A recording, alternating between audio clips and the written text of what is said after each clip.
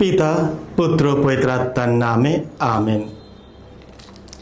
প্রকৃত আশীর্বাদ ধন সম্পদ আরাম বা খ্যাতিতে নয়, বরং ঈশ্বরের প্রতি বিশ্বস্ততায়। খ্রিস্টে আমার পরম প্রিয়জনেরা, আজ সেপ্টেম্বর মাসের 10 তারিখ বুধবার। আজকের ডেলি মান্না ঈশ্বরের বাণী প্রতিদিন নেওয়া হয়েছে লূক রচিত মঙ্গল সমাচার থেকে 6 অধ্যায় 17 এবং 20 থেকে 26 পদ। এসো আমরা আজকের প্রভুর বাণী ভক্তিভাবে শুনি। একদিন যিশু তার শিষ্যদের দিকে চেয়ে বললেন, তোমরা দিন দরিদ্র মানুষ যারা, ধন্য তোমরা, ঐশ্বরাজ্য তোমাদেরই। তোমরা যারা এখন ক্ষুধার্ত, ধন্য তোমরা, তোমরাই একদিন পরিতৃপ্ত হবে। তোমরা যারা এখন কাঁদছো, ধন্য তোমরা, তোমরাই একদিন হাসবে। ধন্য ধন্য তোমরা, লোকে যখন মানবপুত্রের জন্য তোমাদের ঘৃণা করে, লোকে যখন তোমাদের এক ঘরে করে দেয়, তোমাদের অপমান করে, তোমাদের দুজন বলে তোমাদের নামটি পর্যন্ত মুখে আনতে নিষেধ করে দেয়।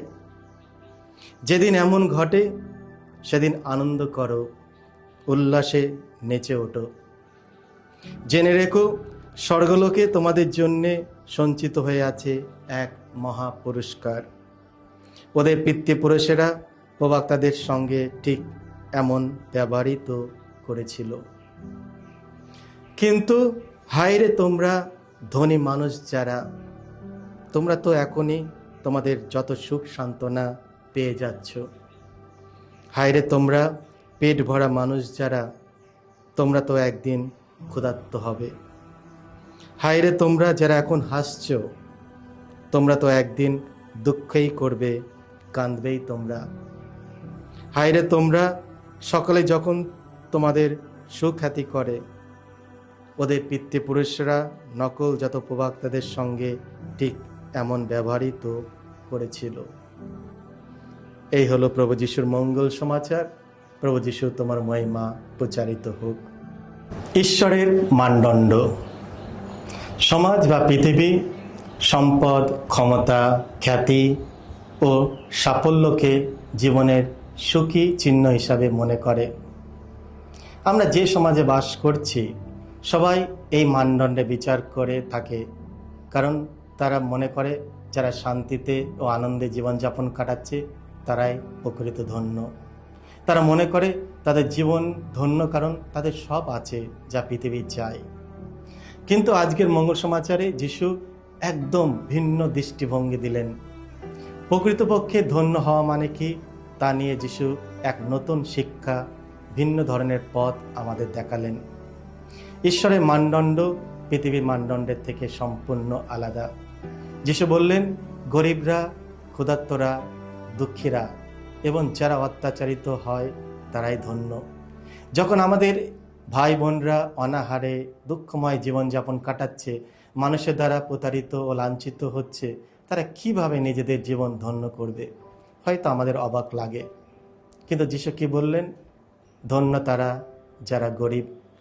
পৃথিবী শেখায় যে সম্পদ, সুখ ও নিরাপত্তার মূল, কিন্তু যিশু উল্টো দিকে বলেন গরিবরাই ধন্য, কারণ তারা সব কিছুতে কেবল ঈশ্বরের ওপরই নির্ভর করে।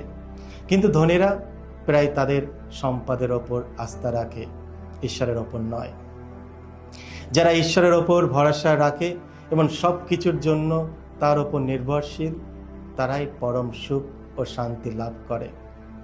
ধন্য তারা যারা ক্ষুধার্ত। পৃথিবীর দৃষ্টিতে প্রাচুর্য পাওয়া আর কিছুতেই অভাব না থাকা একটা আশীর্বাদের চিহ্ন। যারা তৃপ্ত তারা মনে করতে পারে তাদের জীবনে সবই আছে। কিন্তু যিশু বললেন, যারা ক্ষুধার্ত তারা ধন্য, কারণ তারা তাদের প্রয়োজন সম্পর্কে সচেতন এবং ঈশ্বরের ওপর নির্ভর করে তাদের জীবিকা লাভ করে। হয়তো মানুষ ধন দৌলত, টাকা পয়সা, নাম খ্যাতি পাওয়ার জন্য ক্ষুধার্ত। দুর্ভাগ্য, তাদের এই খিদা কোনোদিন মেটে না, কারণ তাদের খিদে অন্য ভুল জিনিসে ও ভুল জায়গাতে।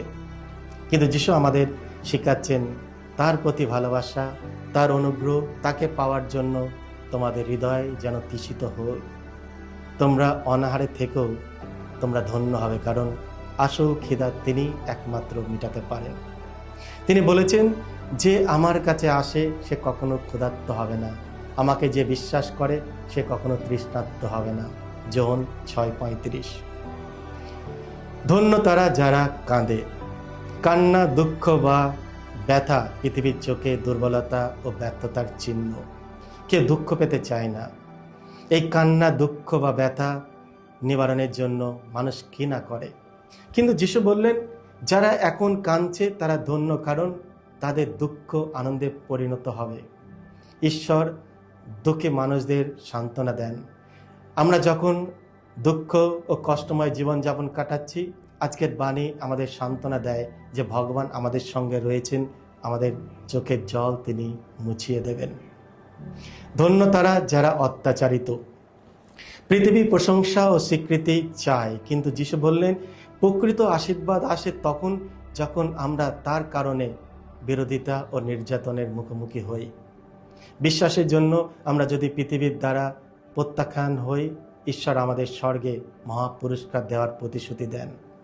আমরা কি আমাদের সুখ ও সাফল্য পৃথিবীর মানদণ্ডে মাপছি নাকি ঈশ্বরের মানদণ্ডে?